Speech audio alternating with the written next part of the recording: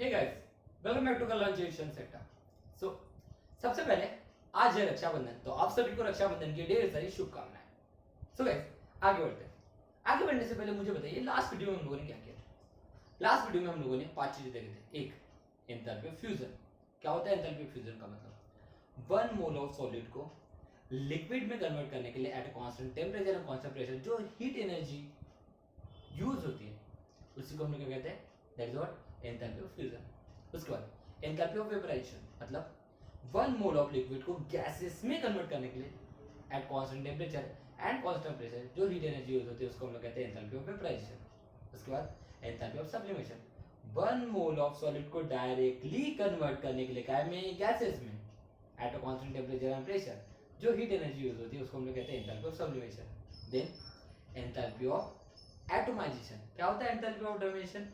1 mole compound को या molecule को उसके एटम में कन्वर्ट करने के लिए at a constant temperature and eight a constant pressure जो हीट एनर्जी यूज होती है उसको हम लोग क्या कहते हैं? Enthalpy of atomisation. उसके बाद एंथैल्पी ऑफ आयनाइजेशन। क्या होता है एंथैल्पी ऑफ आयनाइजेशन का मतलब?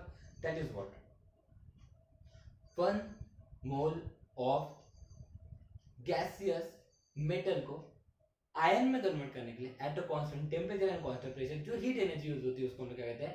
Enthalpy of ionization. So guys, आज हम लोग बात करेंगे that is what enthalpy of solution की। किसकी बात करेंगे? एंथैल्पी ऑफ सॉल्यूशन की। Okay, enthalpy of solution. Guys, enthalpy of solution जिसको हम लोग रिप्रेजेंट करते हैं डेल्टा सॉल्यूशन एस से। एंथैल्पी ऑफ सॉल्यूशन मतलब सॉल्यूशन की एंथैल्पी के बारे में हम लोग बात करना है। सॉल्यूशन के एंथैल्पी के बारे में हमें बात करना है। गाइस, सॉल्यूशन मुझे बताइए सॉल्यूशन कब बनता है? जब मैं सॉल्वेंट में सोल्यूट ऐड करता हूं तभी हमारा सॉल्यूशन बनता है, ऐसा हो ना? चलिए मान के चलिए कि ये एक मेरा कंटेनर है, इस कंटेनर में मेरा सॉल्वेंट है। सॉल्वेंट कुछ भी हो सकता है। चलिए कंसीडर करते हैं ये सॉल्वेंट हमारा वाटर है, यूनिवर्सल सॉल्वेंट, और मैंने इसमें एक सोल्यूट ऐड किया। मैंने इसमें क्या ऐड किया? सोल्यूट ऐड किया। तो गाइस, अगर मैंने सॉल्वेंट में सोल्यूट ऐड किया तो सॉल्यूशन बना है ना गाइस? बट यहाँ पे पॉसिबिलिटी दो हो सकती है। एक, सोल्यूट और सॉल्वेंट के बीच में इंटरेक्शन होगा, या फिर दूसरी, सोल्यूट और सॉल्वेंट के बीच में इंटरेक्शन नहीं होगा। सो गाइस, सोल्यूट और सॉल्वेंट के इंटरेक्शन की वजह से या फिर सोल्यूट और सॉल्वेंट के इंटरेक्शन नहीं होने की वजह से इस सॉल्यूशन में जो चेंज इन एनर्जी हमें देखने को मिलेगा उसी चेंज इन एनर्जी को हम लोग कहते हैं एंथैल्पी ऑफ सॉल्यूशन। क्या कहते हैं? Enthalpy of solution.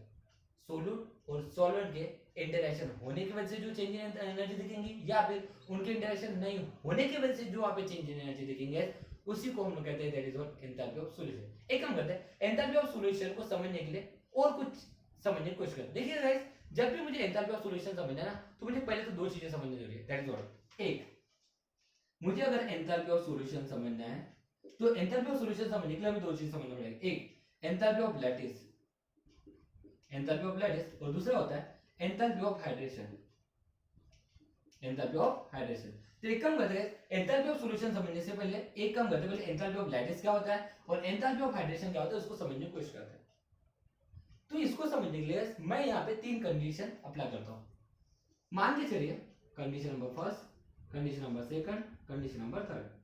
मान के चलिए मेरा पहला कंटेनर है, इस पहले कंटेनर में मेरा सॉल्वेंट है, वही सॉल्वेंट लिया हम लोगों ने universal that is what H2O, और मैंने यहाँ पे ऐड किया CaCO3 नाम का लैटिस। सेकंड केस लेता हूँ, ये एक मेरा कंटेनर है, यहाँ पे फिर से मेरा यूनिवर्सल सॉल्वेंट है और मैं यहाँ पे ऐड कर रहा हूँ urea that is what NH2CO NH2, और ये एक नॉन इलेक्ट्रोलाइट है, नॉन इलेक्ट्रोलाइट। ये क्या है? इलेक्ट्रोलाइट। इलेक्ट्रोलाइट नॉन इलेक्ट्रोलाइट पता है ना? इलेक्ट्रोलाइट में जो डिसोसिएट होता है आयंस में, नॉन इलेक्ट्रोलाइट मतलब जो आयंस में डिसोसिएट नहीं होता है ना? और मैं तीसरी केस लेता हूँ दैट इज फिर से वही यूनिवर्सल सॉल्वेंट H2O, और मैं यहाँ पे ऐड कर रहा हूँ दैट इज H2SO4। ओके, ध्यान समझने की कोशिश कीजिए। अब एक बात गाइस, जब मैं यूनिवर्सल सॉल्वेंट में CaCO3 को ऐड करता हूं तो मुझे ऑब्जर्वेशन से ये पता चलता है कि यहाँ पे मेरा सॉल्यूशन हॉट हो जाता है। यहाँ पे मेरा सॉल्यूशन क्या हो जाता है? हॉट हो जाता है। वहीं पे जब मैं यूनिवर्सल सॉल्वेंट वाटर में यूरिया ऐड करता हूं तो ऑब्जर्वेशन से मुझे ये पता चलता है कि यहाँ पे सॉल्यूशन जो है वो कोल्ड हो जाता है। सॉल्यूशन क्या हो जाता है? कोल्ड हो जाता है। इसकी केस हम थोड़ी देर के बाद डिस्कस करेंगे। ओके, तो एक काम करते हैं ना, मुझे बताइए कि जब मैंने यूनिवर्सल सॉल्वेंट में CaCO3 को ऐड किया तो क्यों मुझे ऑब्जर्वेशन से ये पता चला कि यहाँ पे सॉल्यूशन हॉट हो जाता है। जब मैंने सॉल्वेंट में यूरिया ऐड किया तो क्यों मुझे ऑब्जर्वेशन से ये पता चला कि यहाँ पे सॉल्यूशन हमारा कोल्ड हो जाता है। तो एक काम करते हैं, इसको समझने की कोशिश करते व्हाई दिस हैपेंस। तो एक ही कंडीशन लेते हैं और समझने की कोशिश करते हैं। देखिए गाइस, हुआ क्या है फिर। तो क्या किया हमने सबसे पहले, कंडीशन नंबर फर्स्ट, जैसे ही मैंने इस यूनिवर्सल सॉल्वेंट में CaCO3 ऐड किया और ये मेरा इलेक्ट्रोलाइट है, ये मेरा क्या है? इलेक्ट्रोलाइट है। मैंने जैसे ही सॉल्वेंट में CaCO3 ऐड किया तो CaCO3 ये सॉलिड फॉर्म में, कौन से फॉर्म में गए? सॉलिड फॉर्म में। अगर ये सॉलिड फॉर्म में और इसको अगर यहाँ पे डिसॉल्व होना है तो इसका मतलब उसको पहले डिसोशिएट होना पड़ेगा, और डिसोशिएट होने के लिए, उसको डिसॉल्व होने के लिए पहले इस सॉलिड को क्या करना पड़ेगा? उस लैटिस को क्या करना पड़ेगा? ब्रेक करना पड़ेगा। तो इसका मतलब इस लैटिस को पहले ब्रेक करने के लिए एनर्जी की जरूरत पड़ेगी, ऐसा होना है। तो मान के चलिए इस लैटिस को ब्रेक करने के लिए एनर्जी इस वाटर ने प्रोवाइड किया। इस लैटिस को ब्रेक करने के लिए एनर्जी किसने प्रोवाइड किया? इस वाटर ने। और इसको ब्रेक करने के लिए एनर्जी लगी तकरीबन, मान के चलिए 70 जूल। कितनी लगी? 70 जूल। तो ऐसे क्या हुआ, इस लैटिस को ब्रेक करने के लिए एनर्जी कितनी लगी? 70 जूल। हाँ, हमने क्या बोले कि अगर मुझे एंथैल्पी ऑफ सॉल्यूशन अगर समझना है, एंथैल्पी ऑफ सॉल्यूशन अगर समझना है, तो एंथैल्पी ऑफ सॉल्यूशन समझने के लिए मुझे दो चीज समझनी पड़ेगा, एक एंथैल्पी ऑफ लैटिस, और दूसरा एंथैल्पी ऑफ हाइड्रेशन, है ना गाइस। तो क्या हुआ, देखिए ध्यान दीजिए, मैंने क्या किया, इस सॉल्वेंट में इस सॉल्यूट को ऐड किया, इस सॉल्वेंट में मैंने इस सॉल्यूट को ऐड किया। अब मैं जानता हूं ये जो सॉलिड है सॉलिड फॉर्म में, सॉलिड फॉर्म में मतलब उसके क्रिस्टल है, क्रिस्टल है मतलब उसको लैटिस फॉर्म में, है ना। तो फिर इसको अगर इसमें डिसॉल्व होना है तो सबसे पहले इस क्रिस्टल को ब्रेक होना पड़ेगा, है ना, तभी तो वो डिसॉल्व होगा ना। तो भाई इसको ब्रेक करने की, इसको अगर यहाँ पे डिसॉल्व है तो इसको ब्रेक होना पड़ेगा, ब्रेक होने के लिए एनर्जी की जरूरत पड़ेगी। तो मान के चलिए इस क्रिस्टल को, इस लैटिस को ब्रेक करने के लिए एनर्जी प्रोवाइड किया इस सॉल्वेंट ने, वाटर ने। कितनी प्रोवाइड किया? 70 जूल। इसका मतलब क्या हुआ, इस लैटिस को ब्रेक करने के लिए जो एनर्जी लगी, इस लैटिस को जो ब्रेक करने के लिए एनर्जी लगी, यही क्या हो जाएंगे? दैट इज व्हाट मेरा, that is what enthalpy of lattice कहलाएंगे, है ना। उसके बाद हुआ क्या गाइस कि अब इसको ब्रेक करने के लिए एनर्जी इसने जैसे ही प्रोवाइड किया तो यहाँ पे वाटर क्या हो जाएगा? कोल्ड हो जाएगा। वाटर क्या हो जाएगा? कोल्ड। बिकॉज वाटर की एनर्जी कम हो गई ना, इसने अपनी एनर्जी उसको दिया ब्रेक करने के लिए, तो इसने जब अपनी एनर्जी उसको ब्रेक करने के लिए दिया तो इसकी एनर्जी क्या हो जाएगी? कम हो जाएगी। एनर्जी कम हो जाएगी, इसका मतलब ये वाटर क्या हो जाएगा? कोल्ड। मैं सॉल्यूशन की बात नहीं कर रहा हूं, मैं बात कर रहा हूं इस वाटर की। Is that clear? क्योंकि हमने बोले कि यहाँ पे हमारा सॉल्यूशन क्या होता है? हॉट हो जाता है। अब ध्यान दीजिए, सॉल्यूशन अभी तक के बनने का, सॉल्यूशन कब बनेगा? जब वो वहां पे पूरी तरीके से डिसॉल्व होगा तब जाके, है ना। अभी तक के सिर्फ क्या हुआ कि सिर्फ इस क्रिस्टल को ब्रेक करने के लिए एनर्जी इसने प्रोवाइड किया, तो क्रिस्टल को इसने ब्रेक करने के लिए एनर्जी प्रोवाइड की तो इसकी एनर्जी कम होगी, किसकी? वाटर की। इसी वजह से वाटर यहाँ पे क्या हो गया? कोल्ड हो गया, है ना। तो अब जैसे ही हमारा CaCO3 का लैटिस डिसोशिएट हो जाएगा तो वो डिसॉल्व होना चालू हो जाएगा, डिसॉल्व हो जाएगा, और डिसॉल्व होने के बाद वो क्या बनेगा? एक Ca2 पॉजिटिव चार्ज बनेगा और CO3 2 माइनस चार्ज बनेगा, है ना। अब मेरे वहां पे आयंस का फॉर्मेशन हो चुका है। अब मेरा क्या का फॉर्मेशन हो चुका है? आयंस का। अब यहाँ पे कौन है? वाटर, है ना। और वाटर कौन है? Dipolar compound. तो डायपोलर कंपाउंड होने की वजह से क्या हो जाएगा कि ये जो वाटर के जो हमारा डायपोलर कंपाउंड है वो क्या करेंगे इस कैटन और आयन के सराउंड में क्या होंगे? जमा हो जाएगा, है ना। क्योंकि यहाँ पे सोलिड हमारा कम मात्रा में, सोलिड हमारा लेस क्वांटिटी में, उसके बाद सॉल्वेंट हमारा लार्जर क्वांटिटी में, तो क्या हो जाएगा? यहाँ पे इंटरेक्शन हो जाएगा किसका? आयंस का और वाटर मॉलिक्यूल्स का, क्या हो जाएगा? इंटरेक्शन हो जाएगा, है ना। तो जब कैटन और आयन या फिर आयंस के साथ वाटर मॉलिक्यूल इंटरेक्शन दिखाते हैं, जब आयंस के साथ वाटर मॉलिक्यूल इंटरेक्शन दिखाते हैं उसी को कहा जाता है हाइड्रेशन। उसी को क्या जाता है? हाइड्रेशन। तो यहाँ पे क्या होगा? अब होगा हाइड्रेशन। यहाँ पे क्या होगा? हाइड्रेशन। हाइड्रेशन का मतलब क्या होता है? जब आयंस के साथ वाटर मॉलिक्यूल्स इंटरेक्शन दिखाते हैं, जब आयंस के साथ वाटर मॉलिक्यूल इंटरेक्शन दिखाते हैं उसी को क्या कहते हैं? हाइड्रेशन। तो अब यहाँ पे क्या होगा? हाइड्रेशन चालू होगा, तो ये Ca2 पॉजिटिव, तो ये O minus charge, partial positive negative charge, partially positive charge क्योंकि डायपोलर कंपाउंड है ना। तो therefore H partial positive charge, ऐसे बहुत सारे कंपाउंड्स इसके अराउंड में आ जाएंगे।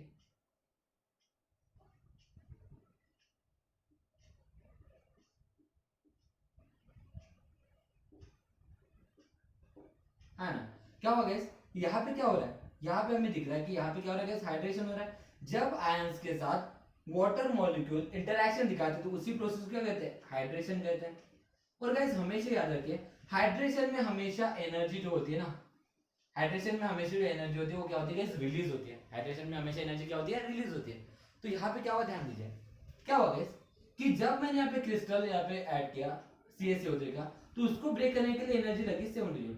और जब मान के चलिए कि इसका हाइड्रेशन हो, जब इस सोल्यूट का क्या हो गया, हाइड्रेशन हो, हाइड्रेशन हुआ, इसका मतलब क्या हो गया, अब वहां पे इंटरेक्शन हो गया, मतलब अब मेरा सॉल्यूशन बन चुका है। तो जब ये हाइड्रेशन होगा गाइस कि हाइड्रेशन जब हुआ तो यहाँ पे एनर्जी रिलीज हुई, तो मान के चलिए यहाँ पे जो एनर्जी रिलीज हुई वो 100 जूल हुई। एनर्जी कितनी रिलीज हुई, 100 जूल रिलीज हुई। तो क्या हुआ, अब देखिए, अब मुझे बताइए इस सॉल्यूशन की एनर्जी कितनी है, ध्यान दीजिए। अब इस सॉल्यूशन की एनर्जी अगर मुझे निकालना है तो मुझे दो चीजें दिख रही है। एक कि क्रिस्टल को ब्रेक करने के लिए लगने वाली एनर्जी, और उसके बाद वहां पे हाइड्रेशन को होने के लिए लगने वाली एनर्जी, वहां पे दो तरीके की एनर्जी मुझे दिखी। तो सॉल्यूशन में दो तरीके की एनर्जी दिखी, एक क्रिस्टल को ब्रेक करने के लिए और एक हाइड्रेशन के टाइम में। तो मुझे बताइए फिर ये जो change in enthalpy of solution है, okay, that is what enthalpy of solution है, वो क्या हो जाएगा, दैट इज व्हाट दो चीजों के ऊपर डिपेंड करे, एक एंथैल्पी ऑफ लैटिस के ऊपर, एक एंथैल्पी ऑफ हाइड्रेशन के ऊपर डिपेंड करे। तो एंथैल्पी ऑफ बताइए, एंथैल्पी ऑफ लैटिस क्या है, एंथैल्पी ऑफ लैटिस कितनी है, 70 joule.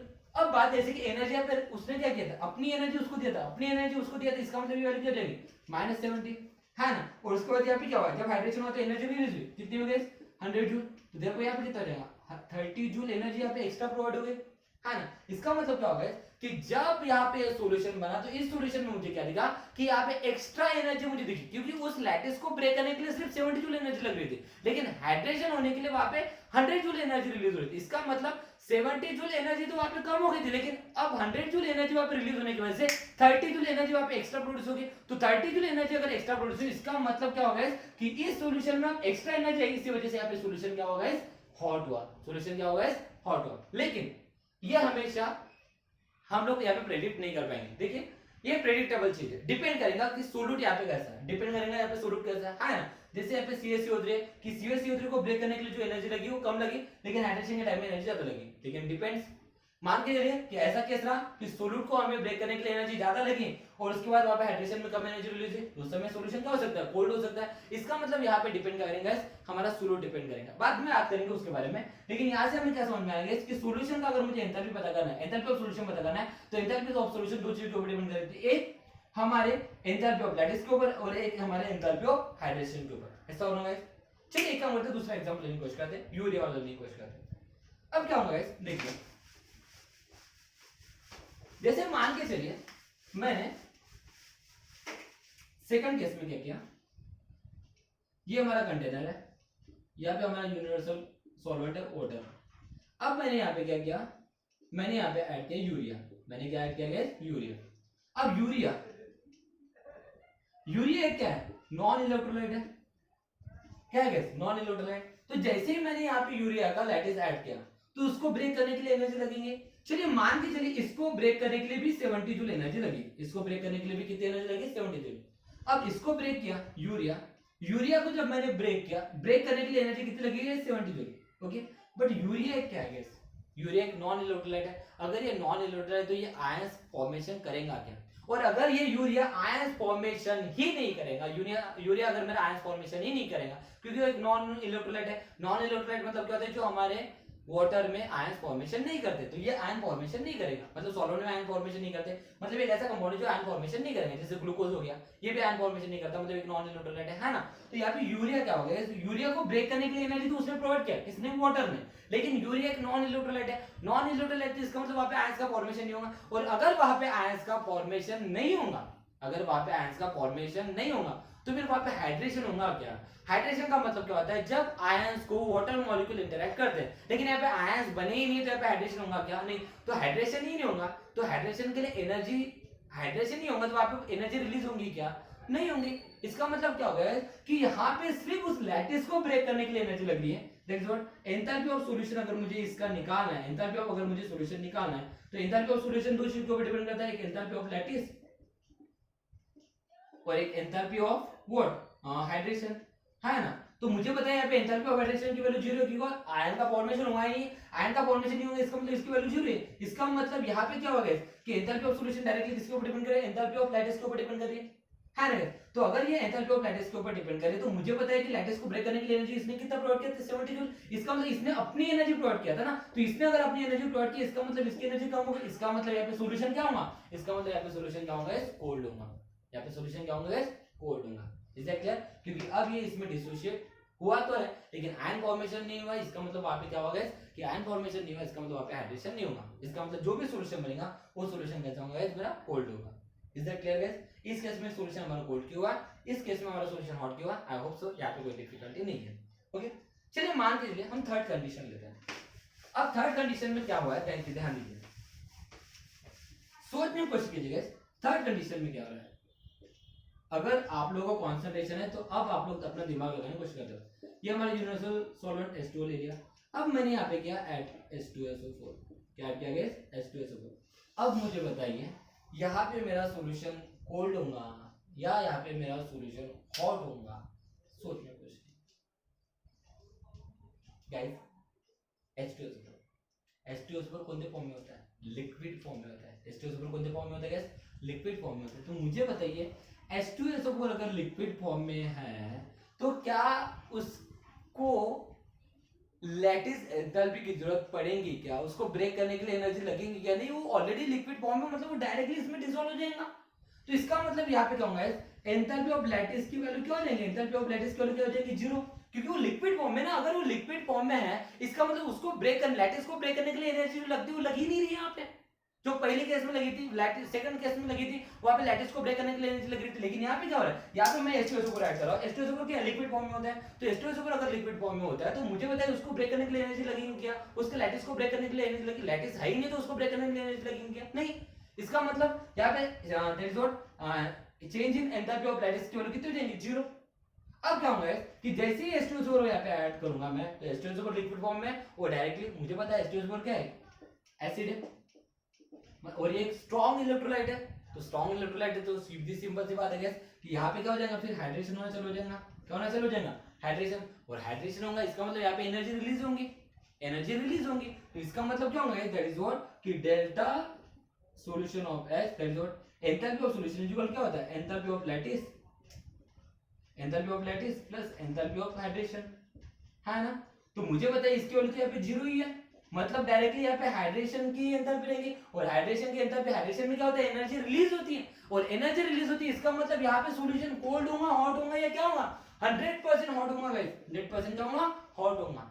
Is that clear guys? इसी वजह से जब भी आप प्रैक्टिकल करते हो, जब आप लेबोरेटरी में एक्सपेरिमेंट करते हो गाइस, तो एक्सपेरिमेंट करते टाइम में आप लोगों के टीचर्स आप लोगों को बोलते हैं कि जब आप सॉल्वेंट में, जब वो वाटर में आप एसिड ऐड करते हो, तो एसिड ऐड करते टाइम में आपको बोलते हैं कि आप उसको स्मॉल अमाउंट में ऐड करो, एक साथ आप लोगों को वहां पे एसिड ऐड करने नहीं दिया जाता। क्योंकि कि अगर मैं एकदम से उसमें एसिड ऐड करूंगा, एकदम से उसमें अगर एसिड ऐड करूंगा तो उसकी वजह से क्या हो जाएगा कि एसिड को एकदम से ऐड करने की वजह से उसका एकदम से फास्ट हाइड्रेशन हो जाएगा, और फास्ट हाइड्रेशन की वजह से वहां पे एकदम से हीट इवॉल्व हो जाएंगी, एकदम से एनर्जी रिलीज हो जाएंगी, और उस एकदम से एनर्जी रिलीज होने की वजह से क्या हो सकता है, आप लोगों का जो बीकर है या फिर टेस्ट ट्यूब है वो क्या होता है, ब्लास्ट होने की चांस होता है। इसी वजह से मैक्सिमम लोग टाइम आप जो प्रैक्टिकल करते हो तो प्रैक्टिकल करते टाइम आप लोगों को हमेशा बोला जाता है कि अगर आप एसिड को ऐड करो तो एसिड को आप धीरे धीरे धीरे धीरे ऐड करो करके, क्योंकि अगर मैं एकदम से ऐड कर दूंगा तो वहां पे क्या हो जाएगा कि मुझे पता है कि सॉल्यूशन मेरा क्या हो जाएगा, हॉट हो जाएगा। Is that clear? तो ये प्रैक्टिकल करने की कोशिश जरूर कीजिएगा जब आप लोगों को मौका मिलेगा तब, क्योंकि एक्सपेरिमेंटल टर्म है गाइस। तो यहाँ पे क्या समझ में आया कि जब मैंने वाटर में क्या किया गया, हम लोगों ने सल्फ्यूरिक एसिड ऐड किया, तो मुझे यहाँ पे क्या दिखा गाइस कि यहाँ पे जो हमारा एंथैल्पी ऑफ सॉल्यूशन है वो क्या हो रहा है, बहुत ज्यादा दिख रहा है। Okay, that is what solution हमारा बहुत ज्यादा हॉटर है। तो मुझे बताइए यहाँ पे जो एंथैल्पी ऑफ सॉल्यूशन है, क्या एंथैल्पी ऑफ सॉल्यूशन सिर्फ एंथैल्पी ऑफ लैटिस और एंथैल्पी ऑफ हाइड्रेशन के ऊपर डिपेंड कर रहा है गाइस? नहीं गाइस, यहाँ पे एंथैल्पी ऑफ सॉल्यूशन सिर्फ और सिर्फ एंथैल्पी ऑफ लैटिस और एंथैल्पी ऑफ हाइड्रेशन के ऊपर ही डिपेंड नहीं करेगा, और भी कुछ फैक्टर के ऊपर डिपेंड करता है। जैसे कि यहाँ पे सोल्यूट का नेचर भी मैटर करेगा। क्या मैटर करेगा? सोल्यूट का नेचर, कि सोल्यूट किस तरह से है। कि सोल्यूट के नेचर के ऊपर भी हम लोग बोल सकते हैं कि सोल्यूट के नेचर के ऊपर भी हम लोग बोल सकते हैं कि एंथैल्पी ऑफ सॉल्यूशन डिपेंड करेगा। कैसे, चलो देखने की कोशिश करते हैं, समझने की कोशिश करते हैं। जैसे कि अब सोल्यूट मेरा दो टाइप का हो सकता है, एक मेरा इलेक्ट्रोलाइट हो सकता है, एक मेरा नॉन इलेक्ट्रोलाइट हो सकता है।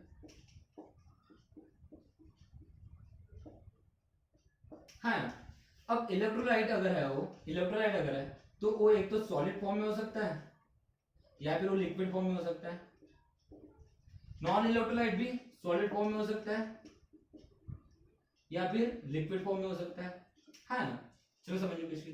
अगर मान के चलिए इलेक्ट्रोलाइट मेरा सॉलिड फॉर्म में, अगर मान के चलिए इलेक्ट्रोलाइट मेरा सॉलिड फॉर्म में, अगर इलेक्ट्रोलाइट मेरा सॉलिड फॉर्म में है तो इसका मतलब क्या हो जाएगा कि सॉलिड को लैटिस को ब्रेक करने के लिए एनर्जी लगेगी, मतलब एंथैल्पी ऑफ लैटिस लगेंगी, है ना। उसके बाद वो हाइड्रेशन भी करेगा, क्योंकि इलेक्ट्रोलाइट है, हाइड्रेशन भी करेगा तो वहां पे एनर्जी भी रिलीज होगी। इसका मतलब यहाँ पे जो एंथैल्पी ऑफ सॉल्यूशन है, एंथैल्पी ऑफ जो सॉल्यूशन है, यहाँ पे जो एंथैल्पी ऑफ सॉल्यूशन है, इस केस में जो एंथैल्पी ऑफ सॉल्यूशन है वो दो चीज के ऊपर डिपेंड करेगा। किसके ऊपर, एक एंथैल्पी ऑफ लैटिस के ऊपर डिपेंड करेगा और दूसरा एंथैल्पी ऑफ हाइड्रेशन के ऊपर डिपेंड करेगा, है ना। ऐसा हो ना कि अगर मैं जो सोल्यूट ऐड कर रहा हूँ, वो सोल्यूट अगर इलेक्ट्रोलाइट, वो जो है मेरा जो सॉलिड है, मैं जो भी सोल्यूट ऐड कर रहा हूँ, ये जो सोल्यूट है ये सॉलिड फॉर्म में और इलेक्ट्रोलाइट अगर है, ये इलेक्ट्रोलाइट कंपाउंड है, तो अगर इलेक्ट्रोलाइट कंपाउंड है तो उस समय अगर मुझे एंथैल्पी ऑफ सॉल्यूशन निकालना है तो यहाँ पे मैं एंथैल्पी ऑफ सॉल्यूशन प्रेडिक्ट नहीं कर सकता कि वो हमारा एंथैल्पी ऑफ सॉल्यूशन बढ़ेगा या फिर घटेगा, बिकॉज डिपेंड्स करेगा कि सोल्यूट मेरा कैसा है, सोल्यूट डिपेंड करेगा मेरा सोल्यूट कैसा है। ऐसा होना है कि सोल्यूट हो सकता है कि सोल्यूट को ब्रेक करने के लिए एनर्जी कम लगे और उसके बाद हाइड्रेशन में ज्यादा एनर्जी रिलीज हो जाए, या फिर ऐसे भी केस हो सकते हैं कि सोल्यूट को ब्रेक करने के लिए ज्यादा एनर्जी लगे और हाइड्रेशन करने के लिए कम एनर्जी लगे, हाइड्रेशन में एनर्जी कम रिलीज हो, मतलब दोनों पॉसिबिलिटी है। इसी वजह से इस केस में एंथैल्पी ऑफ सॉल्यूशन प्रेडिक्ट करना पॉसिबल नहीं है, वो दोनों चीज के ऊपर डिपेंड करेगा, एंथैल्पी ऑफ लैटिस के ऊपर और एंथैल्पी ऑफ हाइड्रेशन के ऊपर डिपेंड करेगा, दोनों चीजों के ऊपर डिपेंड करेगा। मैं डायरेक्टली उसके एंथैल्पी ऑफ सॉल्यूशन डिसाइड नहीं कर सकता। लेकिन अगर मान के चलिए कि अगर मैं, मेरा जो सोल्यूट है वो एक लिक्विड इलेक्ट्रोलाइट है, क्या गैस, एक लिक्विड इलेक्ट्रोलाइट है, तो अगर वो लिक्विड इलेक्ट्रोलाइट है और लिक्विड फॉर्म है तो उसको ब्रेक करने के लिए एनर्जी लगेगी, बिकॉज लैटिस तो है नहीं, तो लैटिस एंथैल्पी वहां पे क्या हो जाएंगे, जीरो हो जाएंगे। इसका मतलब यहाँ पे जो एंथैल्पी ऑफ सॉल्यूशन है, एंथैल्पी ऑफ सॉल्यूशन यहाँ पे इस केस में एंथैल्पी ऑफ जो सॉल्यूशन है वो सिर्फ एक ही चीज के ऊपर डिपेंड करेंगे, that's what enthalpy of hydration, enthalpy of hydration के ऊपर डिपेंड करेगा। इसका मतलब 100% यहाँ पे जो एंथैल्पी ऑफ सॉल्यूशन होगा क्या होगा गाइस, बढ़ेगा, और यहाँ पे जो सॉल्यूशन है हमारा क्या होगा गाइस, 100% हॉट होगा। Is that clear guys.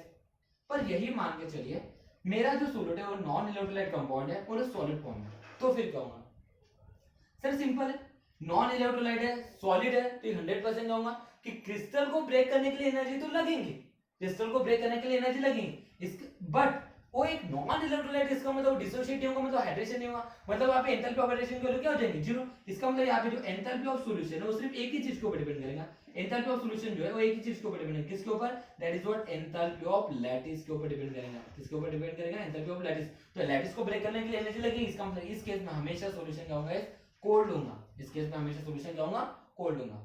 But अगर मान के चलिए जो मेरा सोल्यूट है वो लिक्विड नॉन इलेक्ट्रोलाइट है, क्या गैस, लिक्विड नॉन इलेक्ट्रोलाइट है, तो ऑब्वियस देंगे एक तो नॉन इलेक्ट्रोलाइट है और लिक्विड है, इसका मतलब लैटिस एंथैल्पी भी नहीं रहेगी वहां पे, और उसके बाद हाइड्रेशन भी नहीं होगा, मतलब एंथैल्पी ऑफ हाइड्रेशन भी नहीं रहेगा। इसका मतलब यहाँ पे मुझे इस केस में क्या देंगे guys, that is what no change in temperature, क्या देंगे guys, no change in temperature, कौन सी क्या देखेंगे guys, no change in temperature देखेंगे। तो इस तरह से गाइस दैट इज व्हाट आज का हमारा टॉपिक था, that is what enthalpy of solution. तो एंथैल्पी ऑफ सॉल्यूशन किसके ऊपर डिपेंड करता है, एंथैल्पी ऑफ सॉल्यूशन मेनली दो चीजों के ऊपर डिपेंड करता है, एक एंथैल्पी ऑफ लैटिस और एक एंथैल्पी ऑफ हाइड्रेशन। लेकिन कभी ना कहीं ये हमारे सोल्यूट के नेचर के ऊपर भी डिपेंड करता है कि सोल्यूट का नेचर क्या है, और उस वजह से वहां पे एंथैल्पी ऑफ सॉल्यूशन क्या हो सकता है गाइस, वैरी हो सकता है guys. This is all about today's lecture guys, thank you so much, have a nice day.